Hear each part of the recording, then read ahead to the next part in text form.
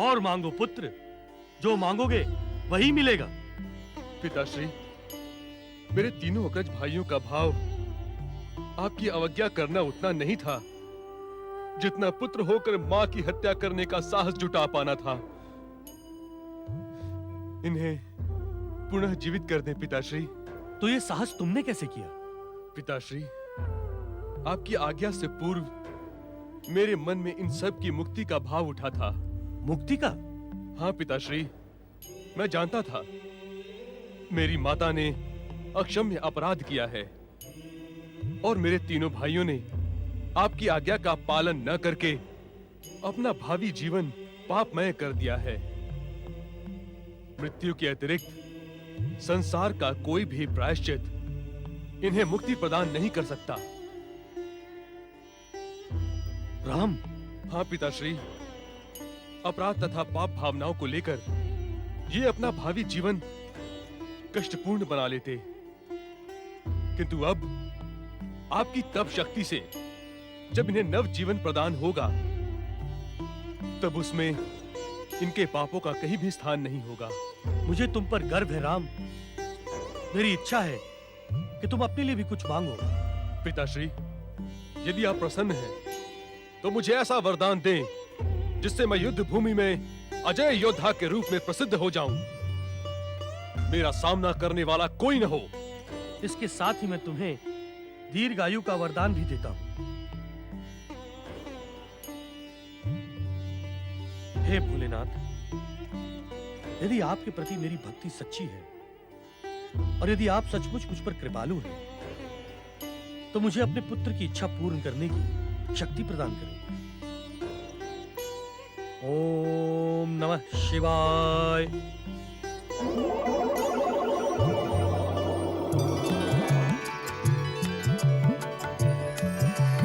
ओम नमः शिवाय।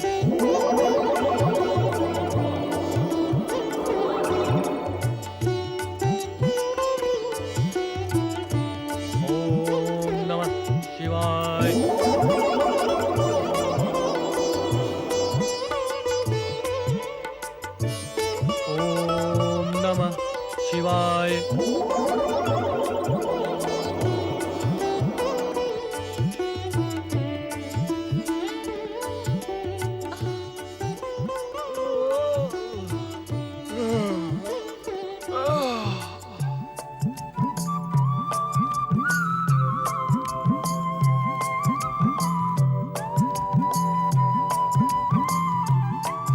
पुत्र राम, हमें ऐसे में नींद आ गई थी, तुमने हमें जगाया क्यों नहीं? माताश्री, मुझे क्षमा करें, मैं आपको जगाकर कष्ट पहुंचाने का इच्छुक नहीं था। पिताश्री, यज्ञ का कार्य आरंभ करें। चलिए। ओम नमः शिवाय। ओम नमः शिवाय। ओम त्र्यंबकेश्वराय नमः। ओम ब्रह्मणे नमः। ओम ब्रह्मणे नमः। ओम ब्रह्मणे नमः। ओम ब्रह्मणे नमः। ओम ब्रह्मणे नमः। ओम ब्रह्मणे नमः। ओम ब्रह्मणे नमः। ओम ब्रह्मणे नमः। ओम ब्रह्मणे नमः। ओम ब्रह्मणे नमः। ओम ब्रह्मणे नमः। ओम ब्रह्मणे नमः। ब्रह्मदेव, आपकी तपस्या करने से पूर्व हम नहीं जानते थे कि आप इतने निष्ठुर तथा हृदयहीन हैं। दिन के पश्चात दिन, मास के पश्चात मास तथा वर्ष के पश्चात वर्ष बीतते जा रहे हैं, किंतु आप हमारी आराधना पर मौन हैं। श्रेष्ठ, तपस्या में उद्विग्नता तथा क्रोध का कोई स्थान नहीं होता। यह मेरा क्रोध नहीं है अनुज विभीषण, यह मेरा क्रोध नहीं है। अभी तो ब्रह्मदेव को चेतावनी है कि यदि अब भी वो मेरी तपस्या से प्रसन्न नहीं हुए तो मेरा जीवन व्यर्थ है। ये तपस्या अर्थहीन है। क्रोध ना करें श्रेष्ठ, क्रोध ना करें। क्रोध ना करूं तो और क्या करूं अनुज, और क्या करूं? मेरे ही कारण तुम और मध्यम भयानक कष्ट भुगत रहे हैं। आपको सफलता के सर्वोच्च शिखर पर पहुंचाने के लिए ये कष्ट तो साधारण है श्रेष्ठ। नहीं मध्यम नहीं, अब रावण और अधिक प्रतीक्षा नहीं कर सकता। मैं इस क्षण अपना मस्तक काटकर अग्नि में समर्पित करता हूँ। नहीं भ्राता, नहीं श्रेष्ठ। ये आपने क्या कर दिया? ये आपने क्या कर दिया श्रेष्ठ? मध्य भ्राता कुंभकर्ण, हम अनाथ हो गए, हम अनाथ हो गए। आपके बिना हमारा ये जीवन व्यर्थ है, व्यर्थ है श्रेष्ठ, व्यर्थ है।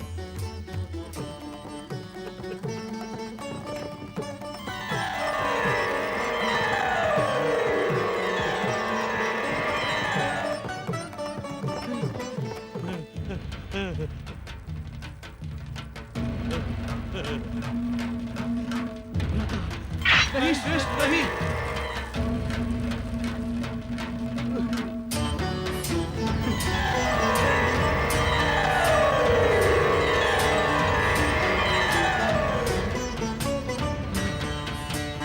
मुझे पुनः जीवन देने की कृपा ना करें ब्रह्मदेव, ना करें।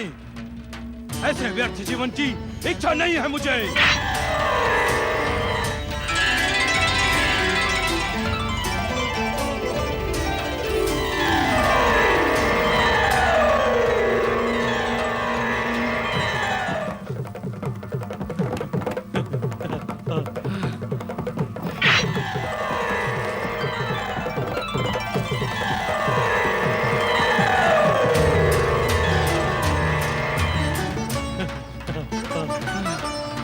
नहीं श्रेष्ठ, नहीं।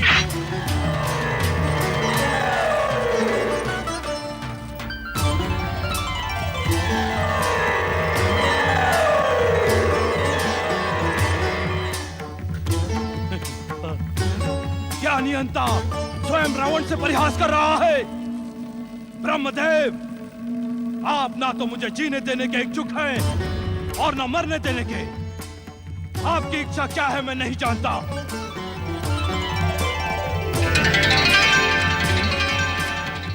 किंतु इस व्यर्थ जीवन को जीने की मेरी इच्छा नहीं है। रुक जाओ रावण। प्रणाम परमपिता। तुम्हारा जीवन स्वयं नष्ट हो जाने भर के लिए नहीं है। परमपिता, मेरे पितामह आपके मानस पुत्र हैं। इस पर भी हमारी तपस्या की इतनी कठोर और लंबी परीक्षा क्यों ली?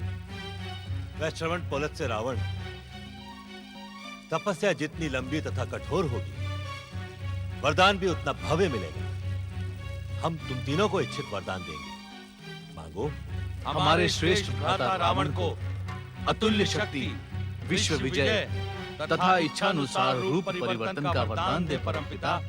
तुम तीनों भाइयों के अद्भुत प्रेम को देखकर हम प्रसन्न हुए, किंतु वरदान की भी एक मर्यादा होती है। मर्यादा? किस मर्यादा का पाठ पढ़ा रहे हैं आप? सत्य क्यों नहीं कहते कि हमारी शक्ति से भयभीत देवताओं ने ही वरदान के स्थान पर मर्यादा का पाठ पढ़ाने का परामर्श दिया है। उत्तेजित न हो बस। आप उत्तेजित करने वाली बात करेंगे तो रावण क्या अपना मस्तक झुकाकर खड़ा रहेगा? शास्त्रों में इस नीति ज्ञान का स्पष्ट उल्लेखन है कि जो जिस भाषा में बात करे उसे उसी भाषा में उत्तर देना उचित है। वरदान के स्थान पर आप यदि देवताओं को निर्भय करने के लिए हमें मर्यादा का पाठ देंगे तो हमारा क्रोध उचित है ब्रह्मदेव। हम इस सत्य से अनिर्भय की नहीं महापंडित रावण कि वेद और शास्त्रों का ज्ञान तुमने कंठस्थ कर रखा है, किंतु जिस मर्यादा का उल्लेख मैं कर रहा हूं उसका विस्तार से वर्णन उन्हीं वेद शास्त्रों में है। क्षमा श्रेष्ठ, परमपिता किस मर्यादा का उल्लेख कर रहे हैं? ये धैर्य से सुन तो लें। कहें ब्रह्मदेव, कहें। अनुज विभीषण के कहने पर मैं आपसे मर्यादा की यह शिक्षा भी प्राप्त कर लूंगा, किंतु इतना अवश्य स्मरण रखें कि आपसे वरदान प्राप्त करना हमारा अधिकार है।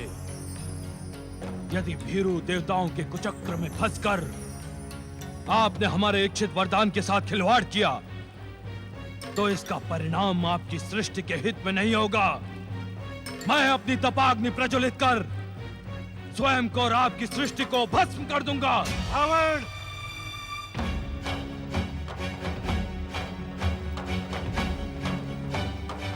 अभिमान तुम्हारा सर्वनाश कर देगा।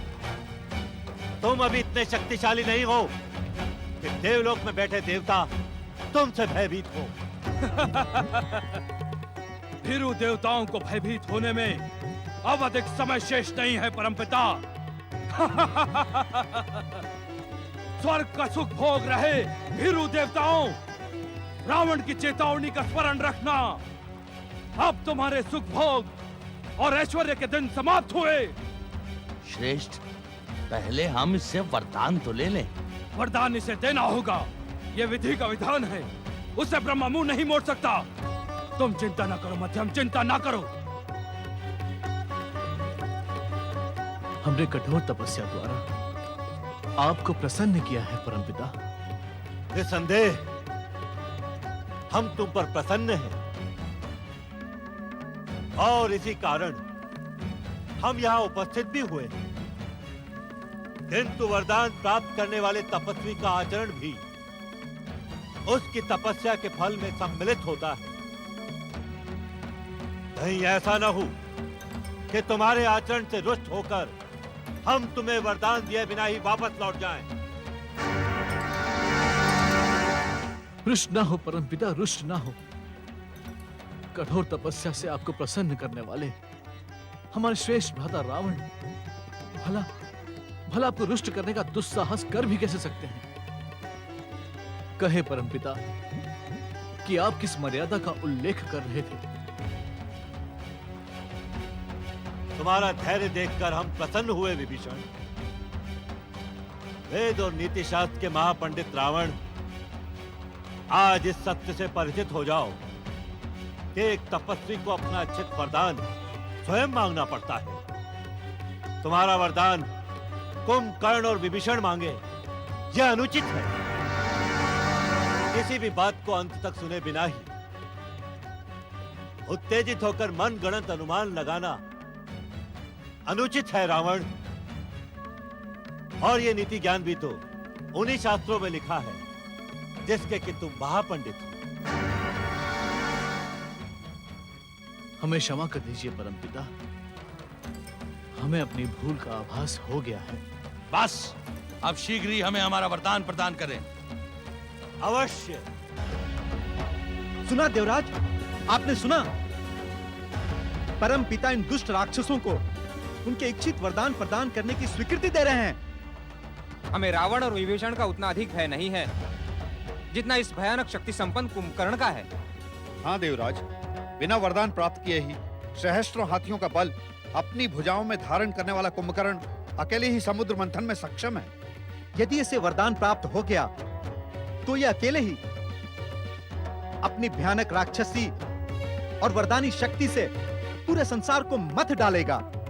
परमपिता को रोकिए देवराज, परमपिता को रोकिए देवराज। देवगण, आज मेरा हृदय प्रसन्नता से भर गया है। स्वर्ग के प्रति, स्वर्ग की सुरक्षा के प्रति आप सबकी एक निष्ठा को देखकर आज इंद्र धन्य हो गया। नारायण नारायण। देवराज, तनिक ध्यान दे। देवगण स्वर्ग की नहीं, संसार की सुरक्षा की बात कर रहे हैं। इससे क्या अंतर पड़ता है देवर्षि? स्वर्ग है तभी तो संसार है। नहीं देवराज नहीं, संसार है इसी कारण वो स्वर्ग है, अन्यथा नारायण नारायण। व्यंग के अतिरिक्त आपके पास कोई अन्य शब्द नहीं है हमारे लिए?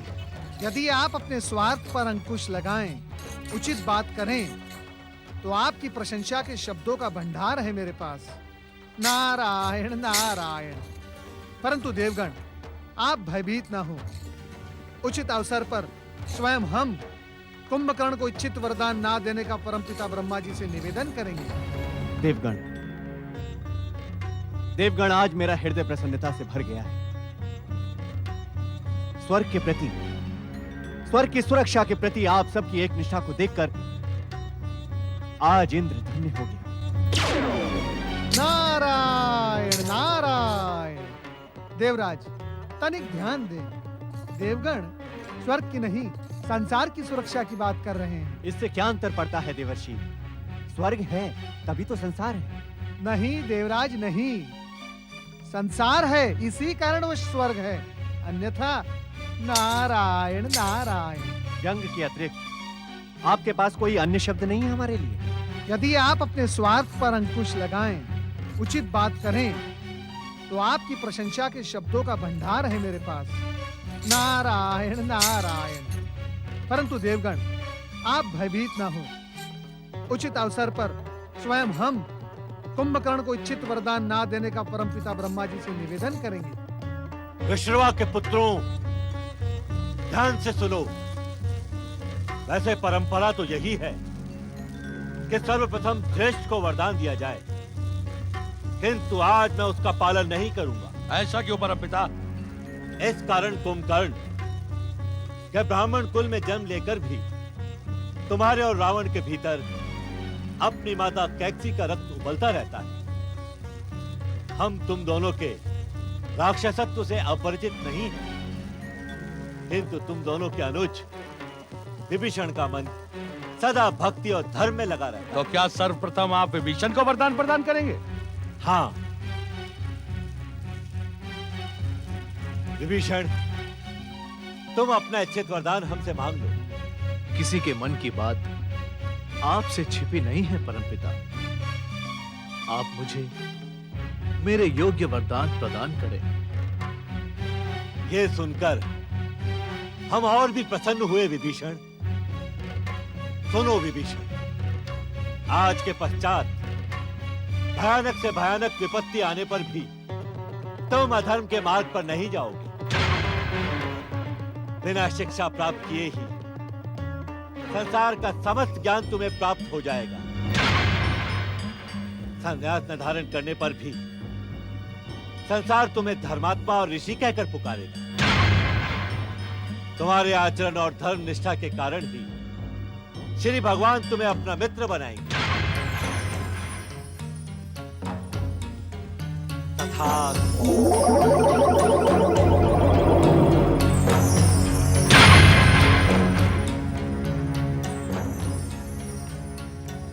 मुझे मेरा इच्छित वरदान प्रदान कर आपने मुझे धन्य कर दिया है परमपिता, धन्य कर दिया है।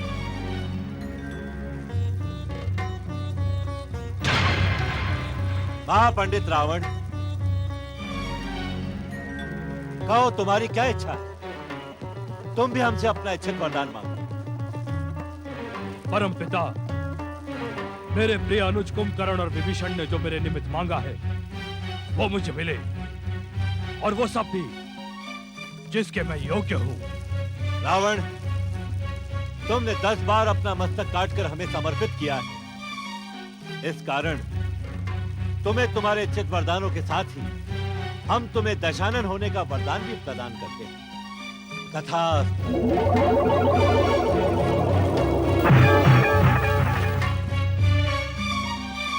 आपने इच्छित वरदान प्रदान कर मुझे धन्य कर दिया परमपिता। आपको शत शत प्रणाम। दशानन रावण, तुम्हारे समान शक्तिशाली ब्राह्मण न तो आज तक जन्मा है और न ही भविष्य में उत्पन्न होगा। किंतु किंतु क्या परमपिता? किंतु अपने शरीर में बह रहे माता कैकसी के दैत्य रक्त को उत्तेजित न होने देना और अपने भीतर उबलने वाली राक्षसी वृत्तियों पर अंकुश लगाना, अन्यथा हमारा वरदान तुम्हारी रक्षा न कर सकेगा। जो आज्ञा परमपिता। विशाल शरीर के स्वामी बाहुबली कुंभकर्ण, अब तुम अपनी इच्छा करो। परमपिता को रोके देवर्षि, परमपिता को रोके। तनिक विचार करें परमपिता, रुके परमपिता, आप उसे वरदान ना दें।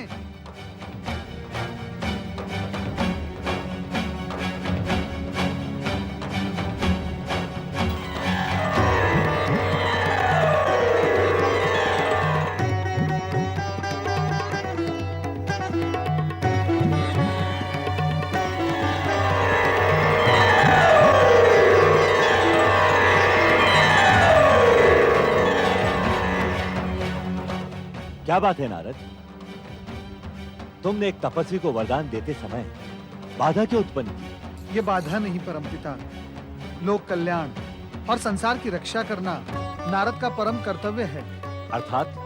अर्थात इस संसार का कोई भी रहस्य आपसे छिपा हुआ नहीं है परमपिता। भयानक शक्तियों से संपन्न कुंभकर्ण ने तीनों लोकों में बिना वरदान प्राप्त किए ही उत्पात मचा रखा है। हाँ परमपिता, एक बार भूख से व्यथित होकर ये दुष्ट स्वर्ग की 7 अप्सराओं को खा गया था। इतना ही नहीं परमपिता, इसने स्वर्ग के 10 सेवकों को अपना निवाला बना डाला। ये अब तक कितने मनुष्य और पशुओं को पचा गया है, ये कहना असंभव है परमपिता। इसे वरदान ना दे परमपिता, अन्यथा अनर्थ हो जाएगा। ये तीनों लोगों को खा जाएगा। परमपिता, आप इसे वरदान में सांसारिक मोह प्रदान करें। वाणी की अधिष्ठात्री देवी सरस्वती शीघ्र उपस्थित हों, शीघ्र उपस्थित हों, शीघ्र उपस्थित हों।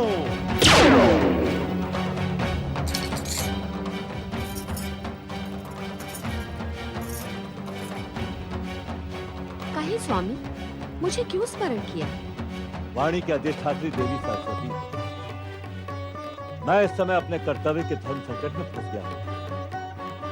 यदि आप सहायता करें तब इस विशाल शरीर के स्वामी भयंकर कुंभकर्ण से तीनों लोगों की रक्षा होगी।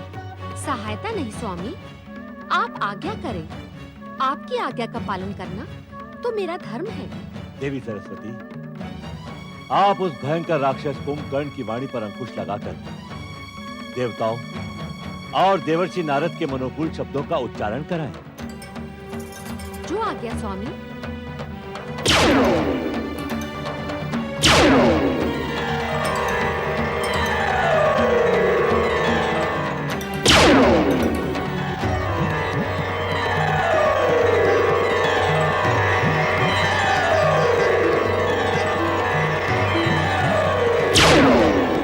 महाबली कुंभकर्ण, तुम किस सोच विचार में पड़े हो? शीघ्र ही अपना इच्छित वरदान मांग लो। हे परमपिता ब्रह्मा जी, आपकी कठोर तपस्या से मेरा शरीर थक सा गया है। मैं विश्राम करने का इच्छुक हूँ। आप मुझे ऐसा वरदान दें कि मैं अनेक वर्षों तक सोता रहूं। निद्रा काल में ना मुझे भूख का आभास हो, ना प्यास का। तथास्तु।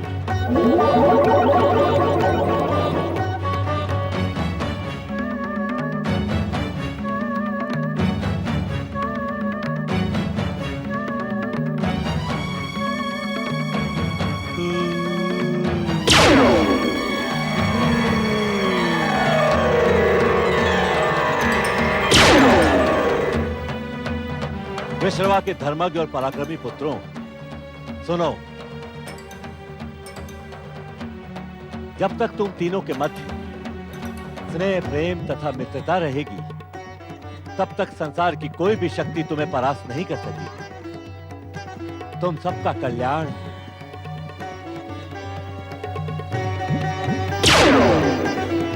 परम पिता ब्रह्मा जी एवं माता सरस्वती की जय जय जय।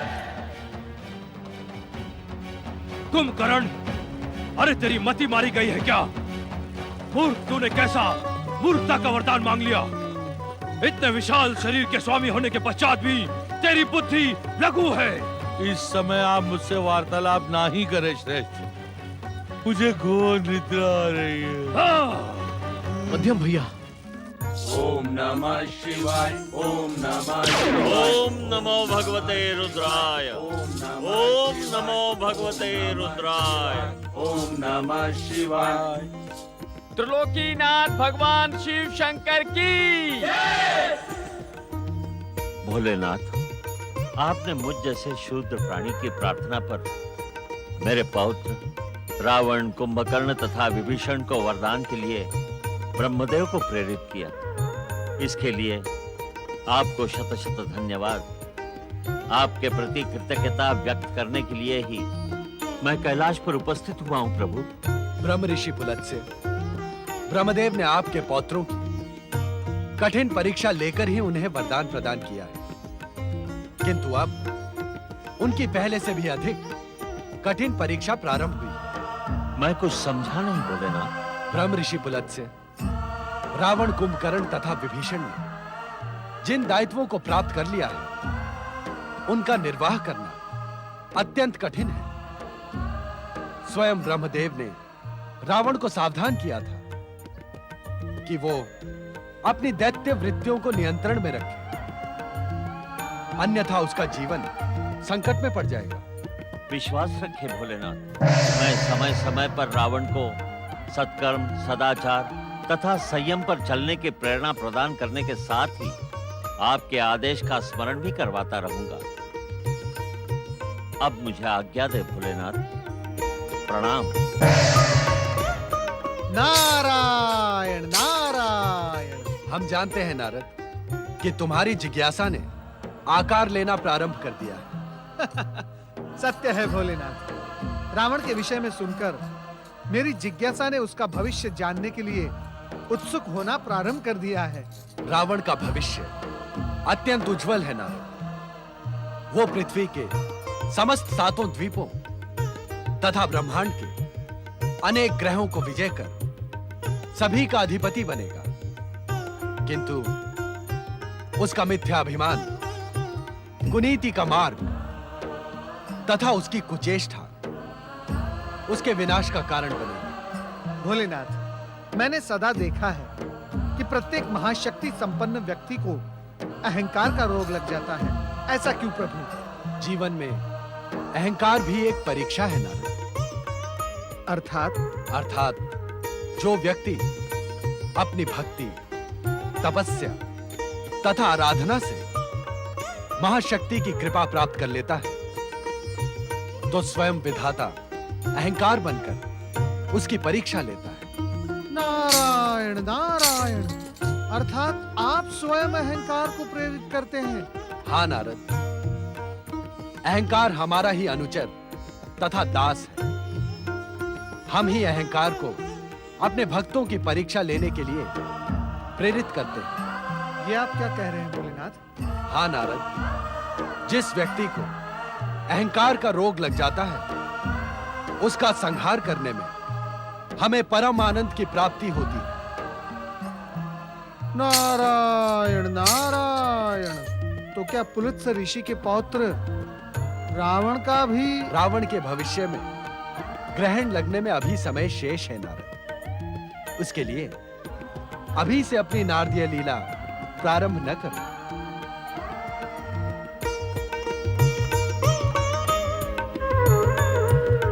ओम नमः शिवाय।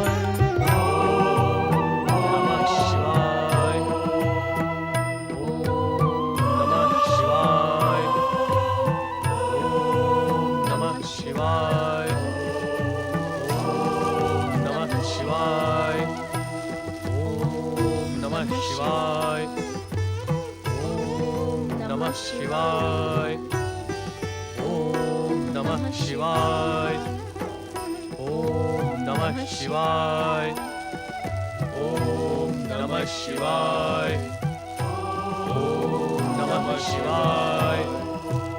ओम नमः शिवाय, ओम नमः शिवाय। पिताश्री, माताश्री, यदि आप प्रसन्न हैं तो मैं आपके चरणों में एक निवेदन प्रस्तुत करने का इच्छुक हूँ। पुत्र राम, भगवान शिव की आराधना करने वाले कभी अप्रसन्न नहीं होते। तुम निसंकोच कहो। मैं एकांत वन में जाकर शिव आराधना करने का इच्छुक हूँ। मुझे आज्ञा प्रदान करें। राम, शिव आराधना तो तुम यहाँ रहकर भी कर सकते हो। तुम्हारे पिता का यह आश्रम इस संसार का तपस्या के लिए श्रेष्ठ स्थान है। माताश्री, पिताश्री और आपके चरणों के समीप रहकर तपस्या का उत्साह एवं प्रतिफल द्विगुणित हो जाएगा। किंतु क्या पुत्र? भगवान भोलेनाथ के संकेत से मेरे मन में कठोर तपस्या का भाव जागृत हुआ है। आप सभी की स्नेह छाया में संभवतः मैं भगवान भोलेनाथ की इच्छा को पूर्ण न कर सकूं। यही कारण है कि मैं वन जाने की अनुमति मांग रहा हूँ। तुम्हारी प्रत्येक इच्छा का सम्मान करना हमारा धर्म है और उसी में हमारा तथा जगत का कल्याण निहित है। जो उचित हो तुम वही करो। हमारा आशीर्वाद तुम्हारे साथ है पुत्र। प्रणाम।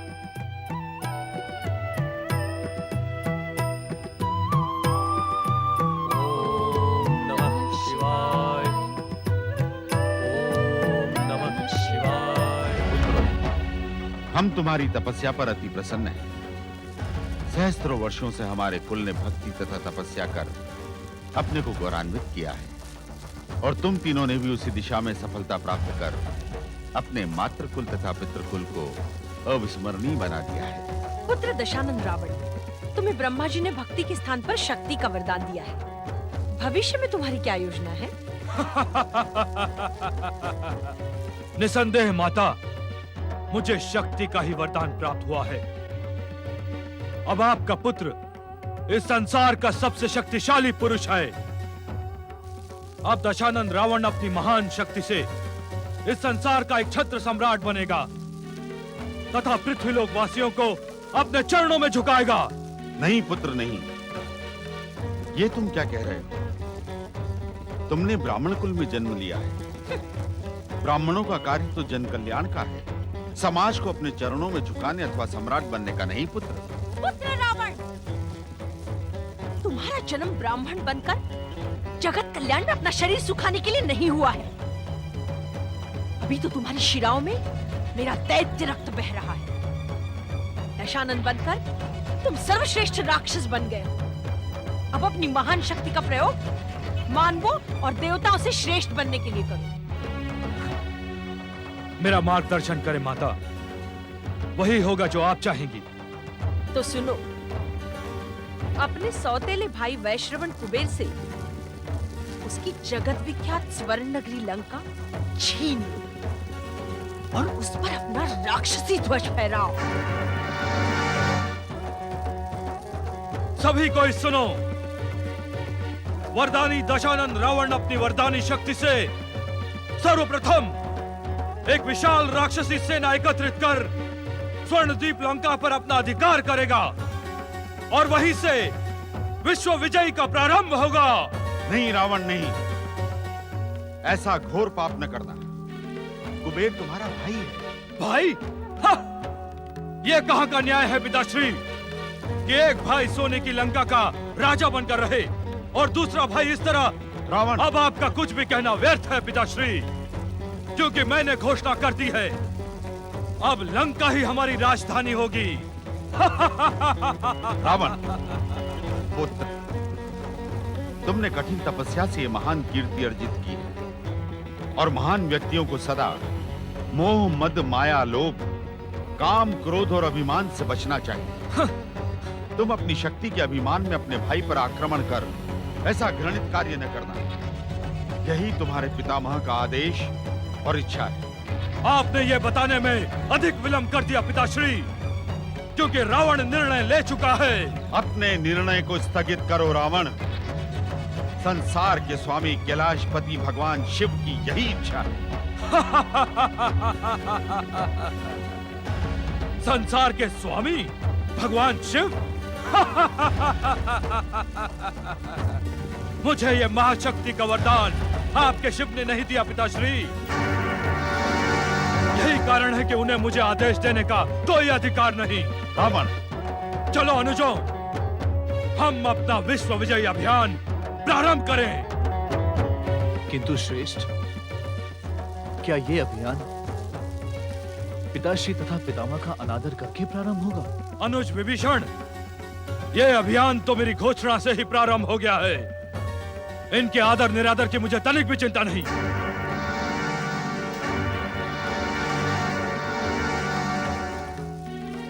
किंतु श्रेष्ठ, क्या ये उचित है? उचित अनुचित मैं नहीं जानता विभीषण, किंतु इतना अवश्य जानता हूं कि हमारे पिता और पितामह हमसे अधिक स्नेह कुबेर को करते हैं।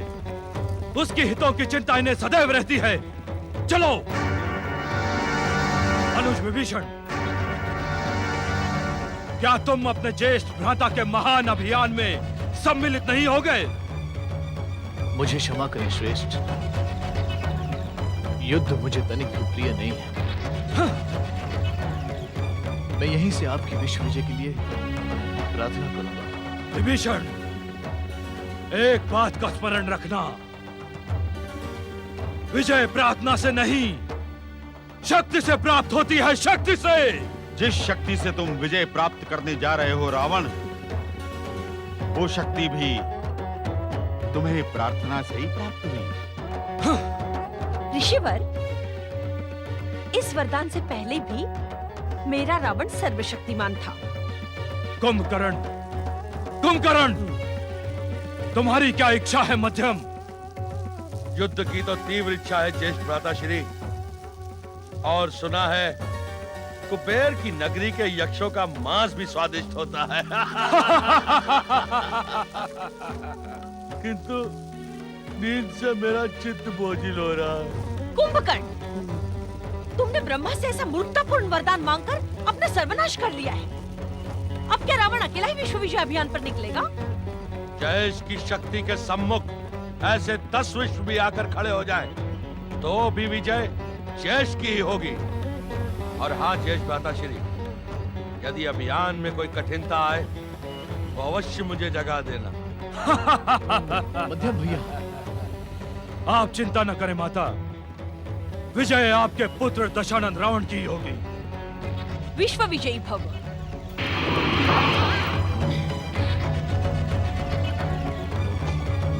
विभीषण, तुम्हें भी अपने ज्येष्ठ भ्राता के साथ इस युद्ध अभियान पर जाना चाहिए था। क्षमा करें माता, परंतु मुझे युद्ध से मुझे विश्वास नहीं होता कि तुम्हारी शिराओं में परमवीर दैत्य सुमाली के वंश का रक्त बह रहा है। तुम इतने अधिक भीरू और कायर हो कि मैं सोच भी नहीं सकती कि तुम मेरे पुत्र हो। माता शेखसी,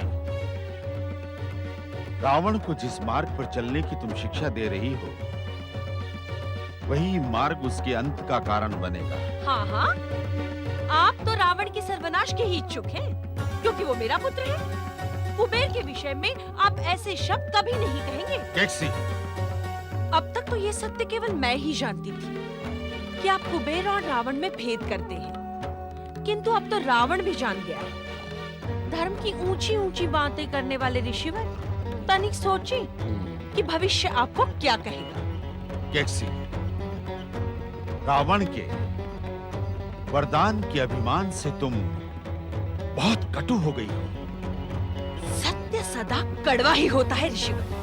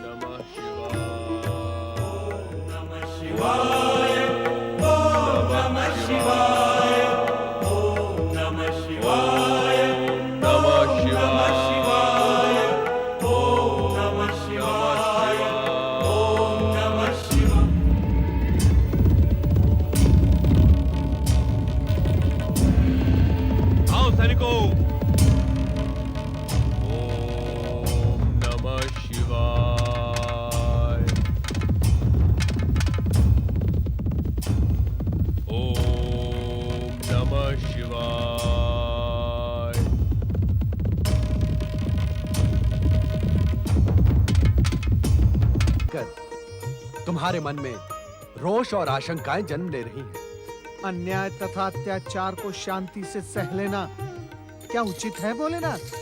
अनुचित है नारद, किंतु जिन घटनाओं का भविष्य हमें ज्ञात है, उनके लिए क्रोध कर अपनी साधना को खंडित करना भी तो अनुचित है। अर्थात अन्यायी और दुष्ट को अपने अन्याय और दुष्टता का फल भोगना ही पड़ेगा।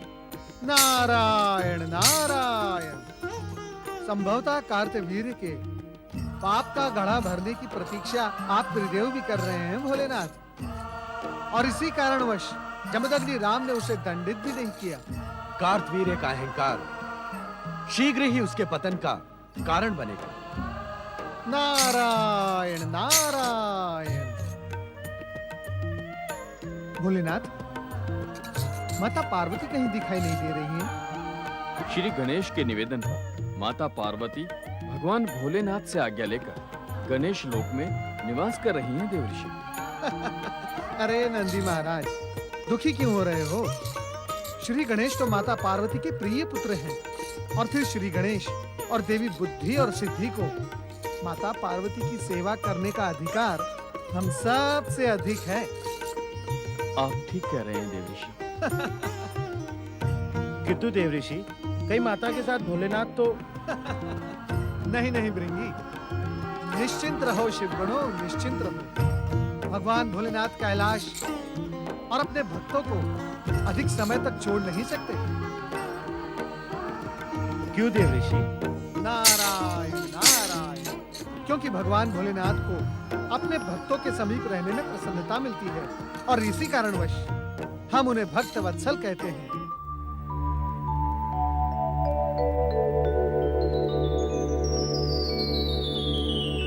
राक्षस संस्कृति के उद्धारक दशानन रावण की, वरदानी योद्धा परमवीर दशानन रावण की, वरदानी वीर दशानन रावण की।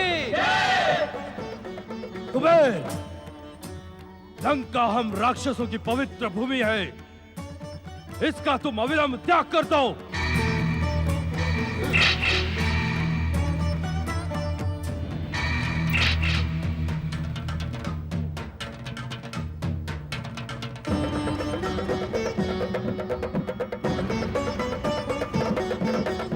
मैं अपने वरदानी वीर भाई दशानन की उपलब्धियों तथा शक्ति से अत्यंत प्रसन्न हूं।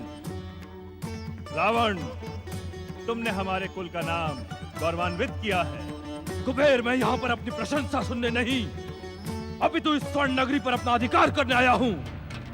अपनी संपत्ति पर अधिकार कैसा दशानन? स्वर्णलंका जैसी मेरी है, वैसी तुम्हारी। केवल मेरी, तुम्हारी नहीं कुबेर। लंका हमारी है, हम राक्षसों की है। मुझे इसमें भी तनिक बाधा नहीं। वैसे भी तुम्हारी उपलब्धियों पर मुझे तुम्हें पुरस्कृत तो करना ही था।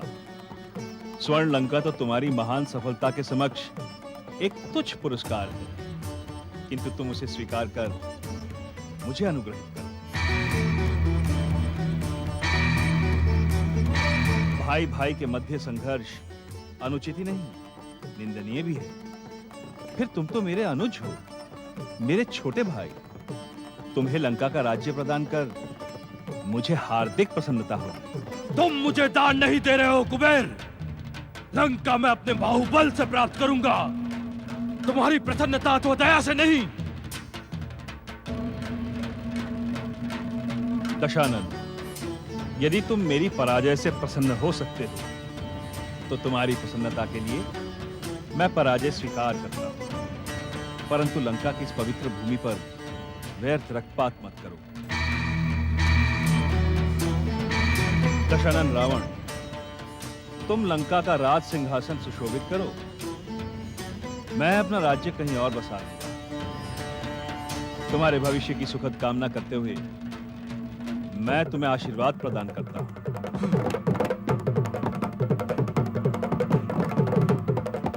शीघ्र आसन ग्रहण करो।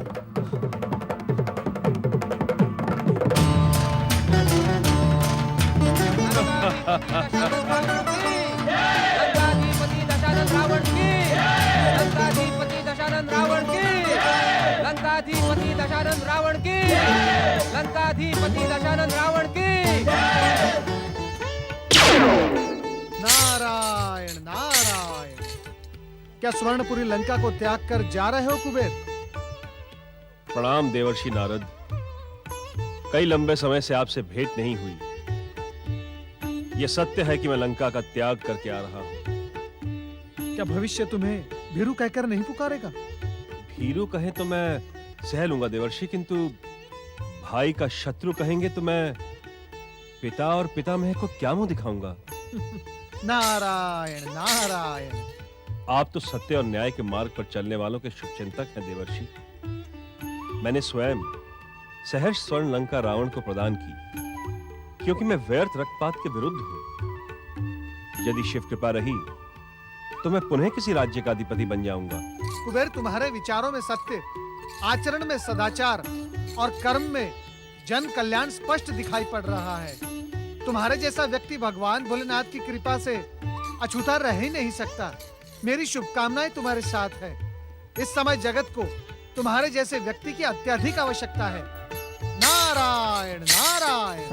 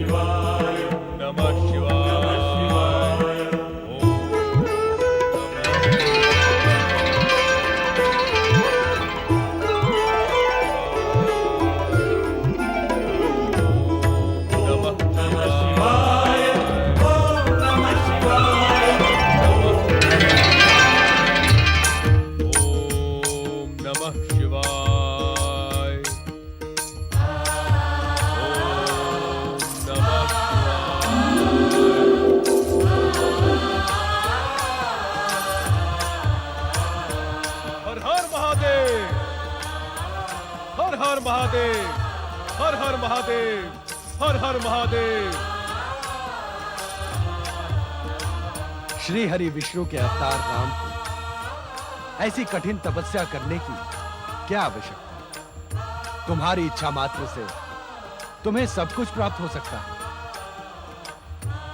भोलेनाथ, आपके कथन पर मैं अपने आप को अवतारी मान लेता हूं, परंतु क्या एक अवतारी अपनी मां का वध कर सकता है? मैंने एक क्षम्य अपराध किया है भोलेनाथ। उस कलंक से तुम मुक्त हो गए हो राम। आपकी कृपा से मैं उस कलंक से मुक्त अवश्य हो गया हूं, किंतु दुष्कृत्य तो दुष्कृत्य ही होता है। भविष्य मुझे मातृहंता कहने में संकोच नहीं करेगा। कोई निर्बुद्धि ही तुम्हें मातृहंता कहने का दुस्साहस करेगा राम, क्योंकि मातृ हत्या के पीछे तुम्हारा उद्देश्य उसे दंडित करना नहीं था, अपितु उसे उसके पापों से मुक्ति प्रदान करना था। भोलेनाथ। हाँ राम, इस संसार में जन्मा कोई भी व्यक्ति माता के ऋण से मुक्त नहीं हो सकता, किंतु तुम पहले तथा संभवतः अंतिम व्यक्ति जो माता के ऋण से मुक्त हो गए। आज तक तो मां ही पुत्र को जीवन प्रदान करती थी, किंतु तुमने अपनी माता को नवजीवन प्रदान किया।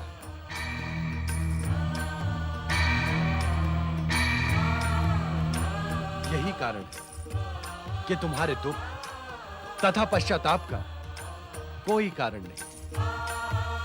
ऐसी कठोर तपस्या की भी आवश्यकता नहीं। आपकी आज्ञा मुझे शिरोधार्य है भोलेनाथ। मैं इसी क्षण पिछला सब भुला देता हूँ।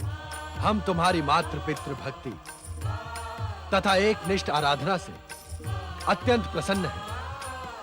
इच्छित वरदान मांगो राम। आपके चरणों की भक्ति के अतिरिक्त मेरी कोई इच्छा नहीं है भोलेनाथ, न राजपाट की न भोग विलास की। मैं अकिंचन ही रहने का इच्छुक हूँ। परंतु हम तुम्हें वरदान देने का निश्चय करके ही यहां प्रकट हुए हैं। तुम्हें वरदान मांगना होगा, यह हमारी इच्छा है। तो जिस योग्य आप मुझे समझते हैं वैसा ही वरदान प्रदान करें, जिससे मैं धर्म की रक्षा और मानवता की सेवा कर सकूं।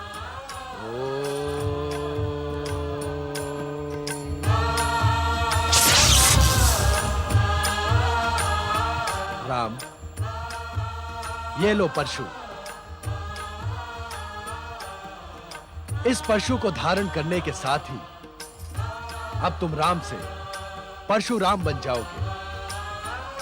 संसार तुम्हें परशुराम नाम से ही आदर प्रदान करेगा।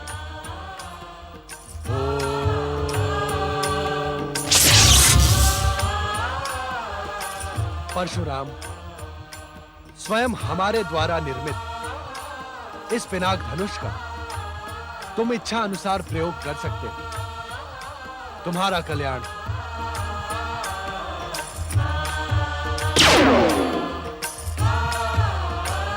हर हर महादेव, हर हर महादेव। लंकाधिपति दशानन रावण की। कहो मंत्रीवर, क्या समाचार है? लंकाधिपति, हमने आपके आदेशानुसार अंगदीप, यवदीप, मलयदीप, संगदीप, कुशदीप तक के सभी राजा महाराजाओं को आपकी दैत्य संस्कृति स्वीकार कर लेने का संदेश भेज दिया है महाराज। हमारे संदेशों के प्रति उत्तर में क्या अभी तक कोई संदेश प्राप्त हुआ है? अभी तक संदेश वाहक भी लौटकर नहीं आए महाराज। क्षमा लंकाधिपति, क्षमा मांगने की आवश्यकता नहीं है मामा कंपन। आप निसंकोच कहें। मुझे तो विश्वास ही नहीं होता कि संदेश मात्र से ये राजा महाराजा हमारी दास्ता तथा दैत्य संस्कृति स्वीकार कर लेंगे। ऐसी स्थिति में हमारा क्या करना उचित होगा मामा कंपन? दशानन, यदि हम इनमें से किसी एक शक्तिशाली राजा को पराजित कर उसे आपकी दास्ता तथा अपनी दैत्य संस्कृति स्वीकार करने के लिए विवश कर दे, तो अन्य राजा महाराजा भयभीत होकर हमारी ओर स्वतः झुक जाएंगे। मैं आपसे पूरी तरह सहमत हूं मामा कंपन। अब रावण अपने विश्व विजय के लिए और अधिक प्रतीक्षा नहीं कर सकता। लंकाधिपति दशानन रावण की। लंकाधिपति दशानन रावण की। दैत्य संस्कृति के अवतार दशानन रावण की। बंद करो रावण की जय जयकार।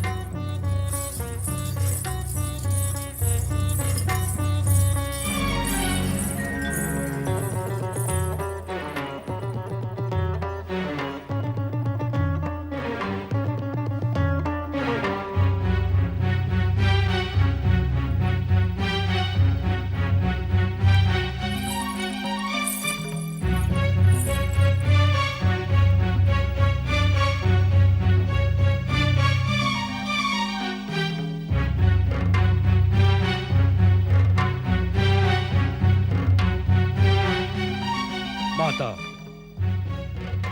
आपके क्रोध का कारण मेरी समझ में नहीं आया। आज संभवतः मेरे जीवन का यह पहला अवसर है जब आपने परंपरागत दैत्य ढंग से मेरे माथे को सूंघकर मुझे आशीर्वाद नहीं दिया। मैं यहाँ तुम्हें आशीर्वाद देने नहीं आई हूँ दशानन। अभी तो ये पूछने आई हूँ कि क्या बाहुबलियों का किसी वस्तु को दान में प्राप्त करना योग्य है? क्या तुमने इस स्वर्ण लंका को कुबेर से दान में प्राप्त किया है? क्या एक दैत्य होते हुए भी तुम युद्ध से भयभीत हो गए? माता, यदि ऐसा है तो अपनी विश्व विजय की महत्वाकांक्षा के साथ साथ दैत्य संस्कृति का ढिंढोरा पीटना छोड़ दो और अपने पिता के आश्रम में जाकर साधु बन जाओ।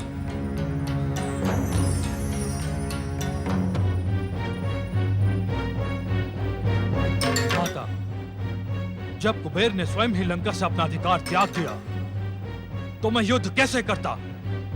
उसने त्याग दिया और तुमने मान लिया? वाह रावण वाह! मुझे विश्वास नहीं होता कि तुम्हारी शिराओं में मेरा रक्त प्रवाहित हो रहा है। माता, ये आप क्या कह रही है? कहीं ऐसा तो नहीं कि तुम्हारे पिता के ब्राह्मणत्व के संस्कार तुम्हें धिक्कारने लगे हैं? नहीं माता, नहीं। रावण ने भीरू होकर ही मृत्यु के लिए जन्म नहीं लिया है। तो तुमने कुबेर से वो पुष्पक विमान छीन क्यों नहीं लिया? अरे ऐसी 5 स्वर्ण लंकाएं उस एक पुष्पक विमान के मूल्य के बराबर है। स्मरण करो रावण, उसी पुष्पक विमान पर बैठकर वो अहंकारी कुबेर तुम्हारे पिता के पास अपना गौरव गान सुनाने आया था। ये सत्य है रावण कि जिस भूमि पर तुमने अपना अधिकार जमाया है उसकी सबसे बहुमूल्य संपत्ति है पुष्पक विमान, जिस पर लंकाधिपति का नैतिक अधिकार भी है, क्योंकि पुष्पक कुबेर की नहीं लंका की संपत्ति है। यदि तुम अपनी माता का आशीर्वाद प्राप्त करने के इच्छुक हो तो कुबेर से उसका पुष्पक विमान छीन लो, तभी मेरे हृदय को शांति मिलेगी। निश्चिंत रहे माता, अब रावण तुम्हें अपना मुख पुष्पक पर अधिकार करके ही दिखाएगा। चलो! लंकाधीश दशानंद रावण की, लंकाधीश दशानंद रावण की, लंकाधीश दशानंद रावण की, लंकाधीश दशानंद रावण की, लंकाधीश दशानंद रावण की, लंकाधीश दशानंद रावण की। महर्षि परशुराम, महर्षि परशुराम। अनायास ही आपके दर्शनों का सौभाग्य प्राप्त कर मैं धन्य हुआ देवर्षि जी। यही सुनने के इच्छुक है ना आप? महर्षि परशुराम, सत्य तो ये है कि स्वयं मैं आपके दर्शन प्राप्त करने के लिए अवसर ढूंढ रहा था और आज देव योग से वो अवसर मुझे प्राप्त हो गया। मेरे आराध्य श्री हरि विष्णु और भगवान भोलेनाथ के आप परम भक्त हैं। महर्षि परशुराम, आज आपके दर्शन प्राप्त कर नारद धन्य हो गया। क्या आदेश सुनाने आए हैं आप? आपको आदेश सुनाने का साहस मैं नहीं कर सकता महर्षि परशुराम। मैं एक निवेदन लेकर उपस्थित हुआ हूँ। हम निवेदन सुनने के आदि नहीं है देवर्षि, जो कुछ कहना है अति शीघ्र कहो। ये वन प्रदेश महाजनक राज्य मिथिला का सीमावर्ती क्षेत्र है। यहाँ से कुछ ही दूरी पर महाराज जनक ने माता गौरी के भव्य मंदिर की स्थापना की थी। आप भगवान भोलेनाथ के परम भक्त हैं। क्या आप महाराज जनक को आशीर्वाद प्रदान नहीं करेंगे? देवर्षि, मिथिला नरेश पर तो भोलेनाथ और माता पार्वती की असीम कृपा है। उनके सम्मुख हमारे आशीर्वाद का क्या मूल्य? आपके आशीर्वाद का मूल्य आशीर्वाद प्राप्त करने वाला ही समझ सकता है। मैं इतना अवश्य जानता हूँ कि आपका आशीर्वाद ही बहुमूल्य है। मेरा आपसे ये अनुरोध है कि आप महाराज जनक को आशीर्वाद देकर कृतार्थ करें। अर्थात आपके अनुरोध का पालन करना मेरा परम कर्तव्य है, यही ना देवर्षि? मैं वहाँ अवश्य जाऊंगा। वैसे भी माता गौरी के मंदिर की स्थापना से मिथिला राज्य तीर्थ स्थान बन जाएगा और तीर्थ यात्रा से जीवन सफल हो जाता है। श्री हरि विष्णु के अंशावतार महर्षि परशुराम की जय हो। दशानन लंकेश्वर रावण की,